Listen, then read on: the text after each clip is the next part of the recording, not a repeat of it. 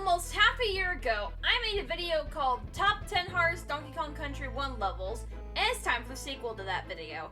Ever since I posted that video, I've been dying to make this one, but trying to get through this game is no joke. It's called one of the hardest Donkey Kong Country games for a reason. And hey, in my opinion, it lives up to the hype.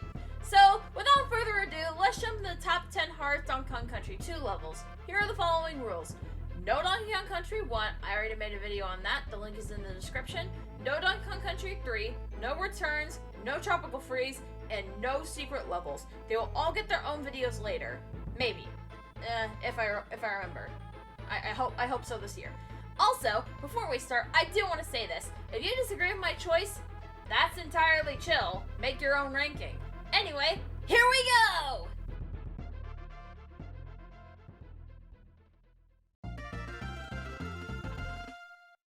This is a level that makes you memorize time, and that is no easy feat, let me tell you.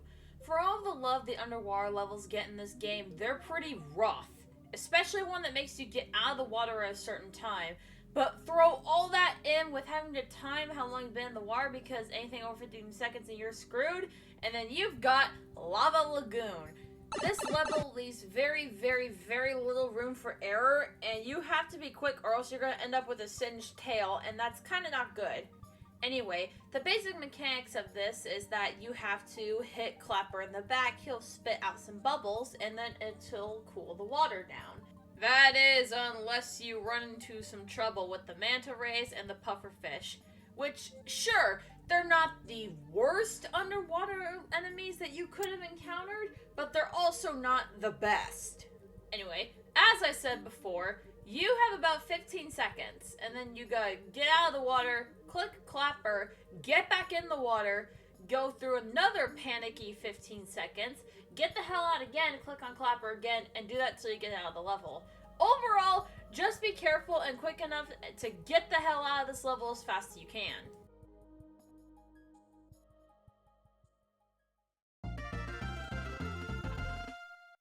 Slime Climb can be one hell of a challenge, especially for newer players.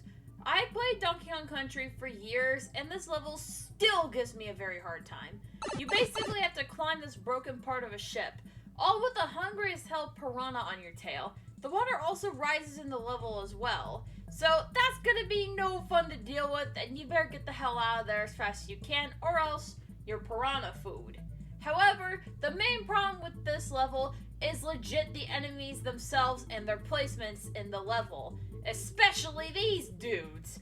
I swear to gosh, when you don't get a good bounce off these guys, you're gonna have to deal with them in the red zone, and they can kill Dixie and Diddy in one fell swoop, and they're a lot faster. But overall, with enough momentum, knowing when to go and stop, knowing what you're doing, and how the level is laid out, you should make it through this level pretty alright. Overall, be quick, careful, get good momentum going, and this should be no problem at all. However, the only problem I really had with this level, playing it for this video, was literally just the timing.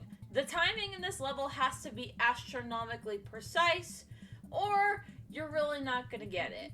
So overall, take your time to learn the level, and you will be alright.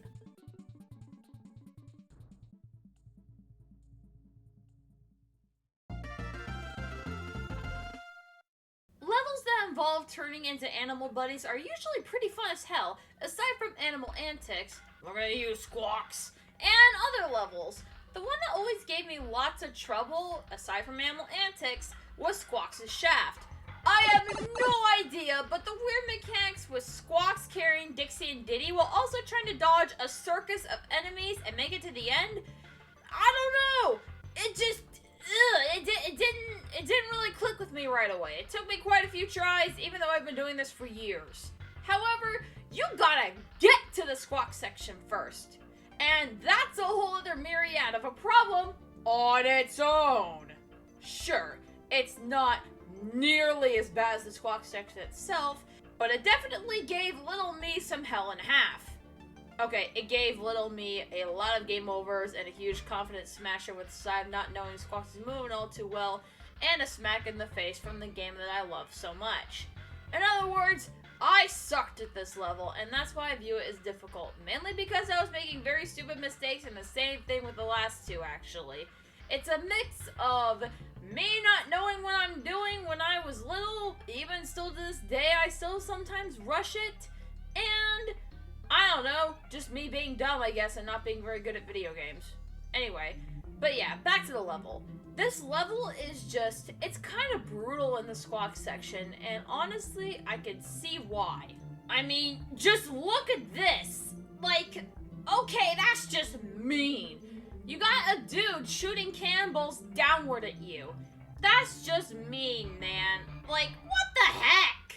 Anyway, aside from that, this level isn't too terrible, but it could be a lot worse. I mean, hey, at least it doesn't have wind unlike a very certain animal level.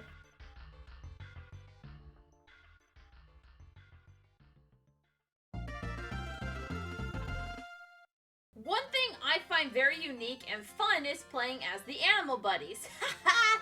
Looking at you, animal antics. I overall enjoy playing as the animal buddies, except one. This guy. This lovable snake, well, not so lovable in this case, Ratley. You know where this is going. Rattle Battle. This is one of several dedicated animal buddy levels in this game. And funny enough, it's a bit on the easier side compared to some of those levels. Animal antics. In Rattle Battle, you take control of Ratley as he bounces through a sunken ship, fighting enemies and using some of them as platforms. For some reason, a lot of the time, I would take a hit and fall into the bottomless pit below the zingers. Other time, I would just die from enemies, or I would just be playing stupid and overshoot the next platform after bouncing off one of the enemies. I was getting very angry, and I was honestly blaming the game, but it was clearly just me making horrible mistakes because I wanted to speed through the level because I fucking hated it. Also, by the way, I played on a flat screen at first, which has severe input lag, so there's that too. I eventually switched to the handheld, and that's a lot better. Looking back, it isn't the hardest thing ever, but it was pretty annoying and difficult to deal with at the time, and honestly, it still pisses me off. Even collecting footage for this video, it pissed me off. I will say this though, Ratley is confirmed to have the most difficult moving mechanic in the game. So, I guess this level's just a test for what's to come? I don't know. Surely it can't be that bad, right? Yeah, anyway. Moving on.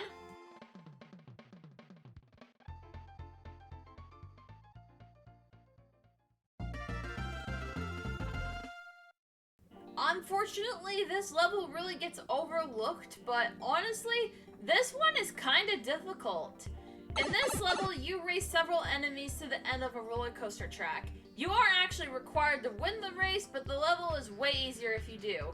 It's not overly punishing if you memorize the level or have good reflexes and reaction time, which I do, but if you don't, it's a nightmare your first time. Probably because I was on a flat screen with terrible input lag, but we already talked about that. Honestly though, this level, it's just grown on me, and it's actually one of my favorites, but it's still pretty hard whenever I play it.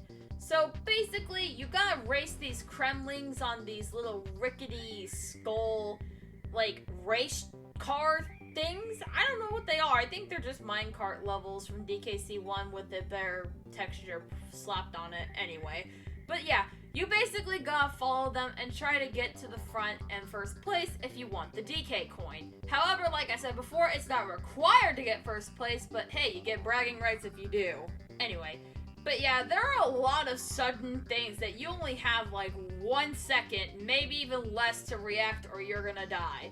I know for a fact when I was little, I did not have such good reaction time, but as I played it more and got older, it became a lot easier. Anyway, but yeah, one piece of advice, do not play this on a flat screen. Play it on a handheld, if you have access to it. If you have the original SNES, oh my goodness, buddy. Good luck, trooper.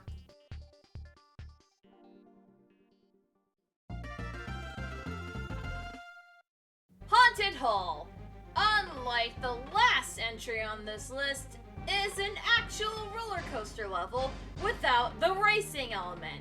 Well, okay, there is a race element of your death. In it, you are chased by a giant phantom kremling called Cackle, or multiple of them, I don't know. And you have to touch several special barrels with plus signs to increase the amount of time Cackle has before he can touch you, while avoiding minus barrels that decrease that time and loses a hit point. It's not too bad once you get the hang of it, but man, for first-time players, this level is a nightmare. Oh god, it's really hard to say the least, especially if you're a new player, like I said before. Hell, that minus barrel should have meant minus a life, because I swear to gosh, it was so freaking hard to clear this level. But I didn't! Basically, the only trick I really have here is watch the barrels and watch where you're going, because if you watch the barrels too long, you're not going to watch the tracks where you're going, and you're going to go careening off the edge. That is unfortunately the only advice I really have for this level. Just watch where you're going, watch the cart, watch the freaking barrels, and you should be all good.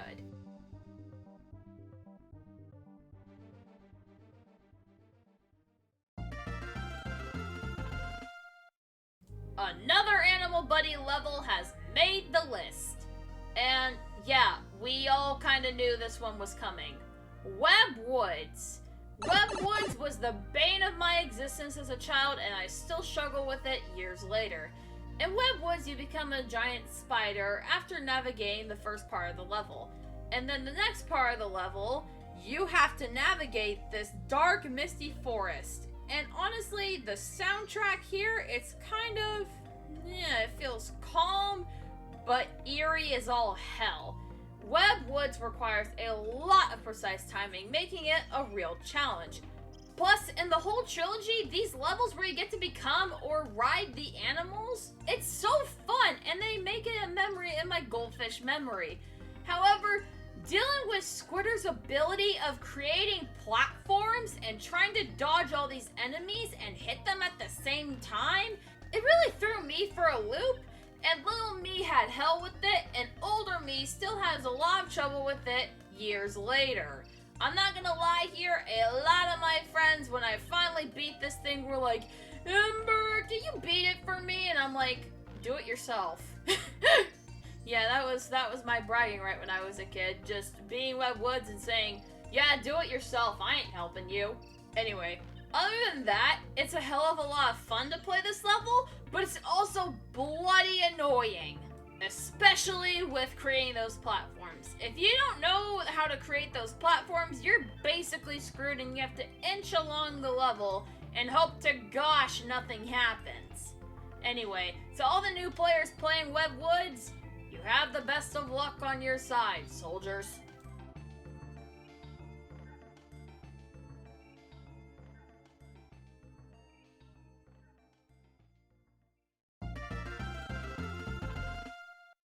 DKC2 and DKC3 are full of many quality stages that it's hard to make a list of gimmick levels. Wendy Wells has a new navigation mechanic. The fucking wind! Oh my god! The blowing wind up at you, forcing you to avoid enemies. Honestly, there are a lot of levels that uses the wind mechanics, but Wendy Well, oh god, this one utilizes all of them. And you better be ready for this, or else you're going to be in a lot of trouble. It takes place in a mine shaft, and you have to make your way to the top of the level. In order to do so, you jump and suddenly get pushed upwards by a wind current, and from there you have to dodge obstacles and enemies that come your way, be it zingers or crocs. Oh boy. What makes it challenging is its element of unpredictability combined with the limited control you have of your environment and your movement. Since the wind dictates your motion and whatever the hell you're gonna do, you have to be cautious with every move you make, especially around those zingers. Especially here as well, like, what the heck? Like, I don't understand this part. Sure, I eventually got it, but still, that part drives me nuts, because especially if you have Dixie, she has a bit of a bigger hitbox with her hair. I'm not kidding either. Man, oh man, I was so excited when I finally beat this level. Even for the replay of this level, I was jumping for joy.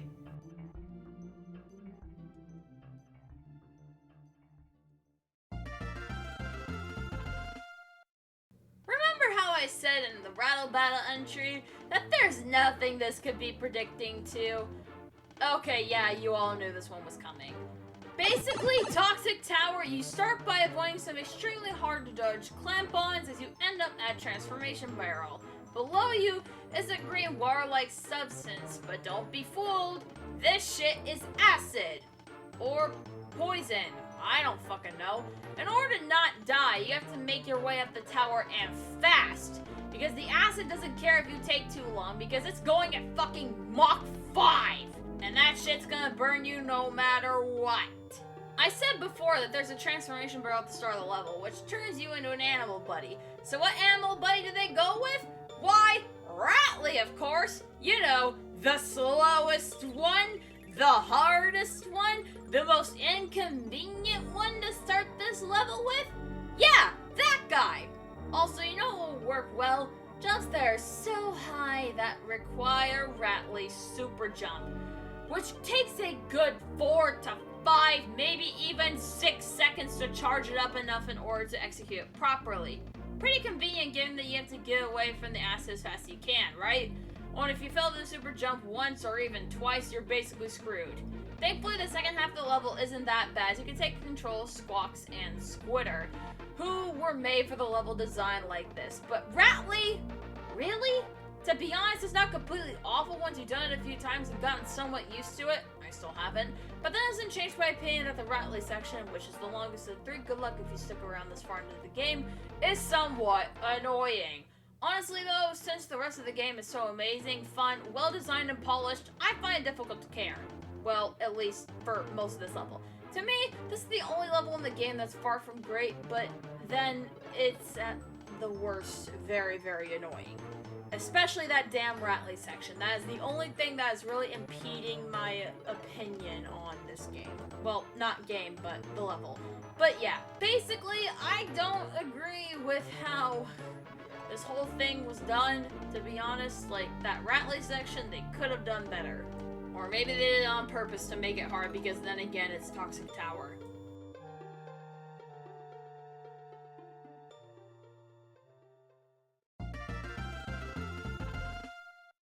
I know damn well there will be a lot of disagreement here in the comments, but hey, this is just how I feel personally. We all have different purges of difficulty levels, so whatever. This level starts off in another bramble section. It has some pretty interesting designs with jumps that require you to use the somersault jump or Dixie's helicopter hair to traverse it, and some tough spots where you avoid enemies on the ropes and stuff like that. Oh yeah, and there's also the rip-off Sonic the Hedgehog. Anyway, the challenging part of this begins when you reach the midpoint. You turn to Squawks, technically making this an animal buddy level. Yay! And race Screech through a challenging obstacle course of zingers and tight squeezes through bramble walls. There is though an alternative way to beat this level. If you take damage to your Screech and rapidly press B to fly over him, which you have invincibility frames, which trust me isn't as complicated as it sounds, you'll be able to beat the level without racing him. There's also a double shortcut so you can skip the first part of the race. However, I actually find doing the race normally to be a bit easier, especially with that shortcut. Also, you get 2 hits instead of 1. And Screech isn't programmed with any bullshit rubber banding or anything. Overall, I really enjoy the stage, but I also hate it. Because of the fact that Screech just phases through the zingers and books it. Like, that kid is out. Not gonna lie here, this level just made me hate this game, especially since it was the last one before you fight King K, which explains why it's on this list so high, because it's meant to be hard. But still, I think it was a little bit too hard for kids, but people have been doing it for a long time, they got this in the bag. Maybe. Unless they don't remember where the shortcut is, because I sure as hell didn't, and I ended up just fucking racing the guy the whole time. Fuck you, Screech.